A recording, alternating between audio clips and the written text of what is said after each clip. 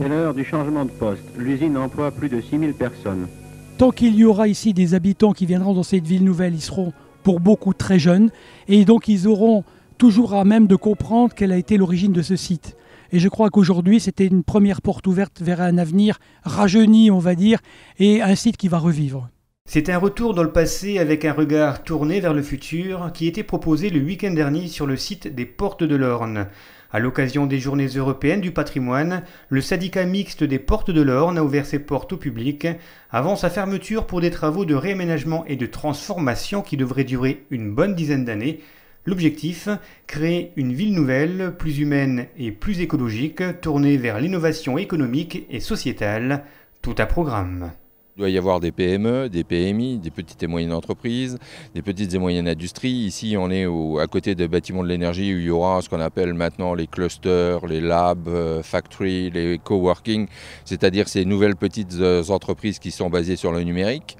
Et puis, il y aura une agrafe paysagère, c'est-à-dire un aménagement paysager qui partira des rives de l'Orne et qui ira presque jusqu'à la station thermale. Donc, ça sera une langue transversale qui permettra la séparation entre le secteur un peu PME, PMI et puis les logements qui seront à construire de l'autre côté. Alors, on évoque 1800 logements sur 10 ans. C'est tout à fait possible, c'est probable. Il nous faut aussi bâtir des équipements publics et je crois qu'effectivement, c'est plus qu'un beau projet, c'est quelque chose qui va nous faire rêver. Nos anciens qui nous ont apporté de la richesse, et nous on va apporter une nouvelle forme de richesse.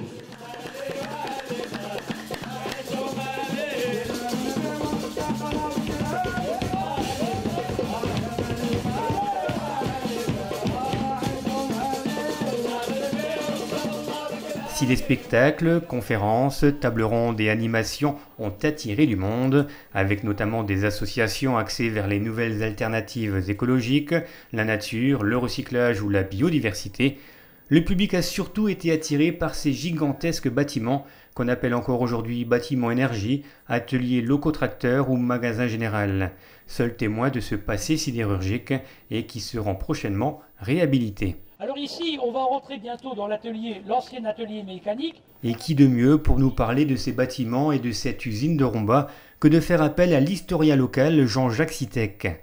Pendant 2 jours, pendant 6 visites, il a raconté et raconté encore l'histoire de cette usine, l'histoire de ces hommes et de ces femmes qui sont désormais inscrits dans la mémoire collective de toute une vallée. Et dès les années 80, malgré ces records, eh bien, Romba n'a déjà plus que 2 hauts fourneaux.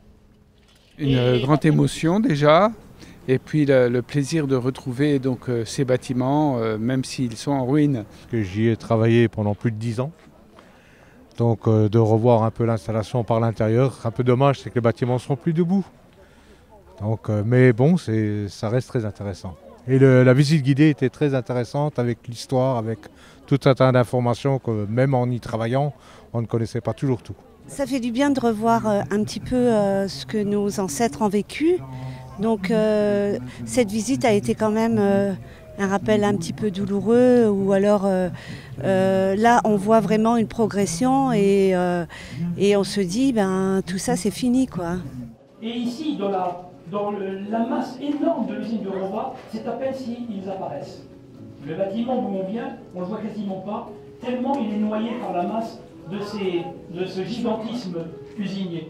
Elle a été construite donc à partir de 1889. Le premier haut fourneau a été allumé en 1890 par une société allemande qui était née, les Rombacher Hüttenwerke, qui était née en 1881 à Koblenz, puisque c'est une émanation de la Chambre économique de Koblenz et de son président Karl Speter, qui était venu plusieurs fois ici repérer le site.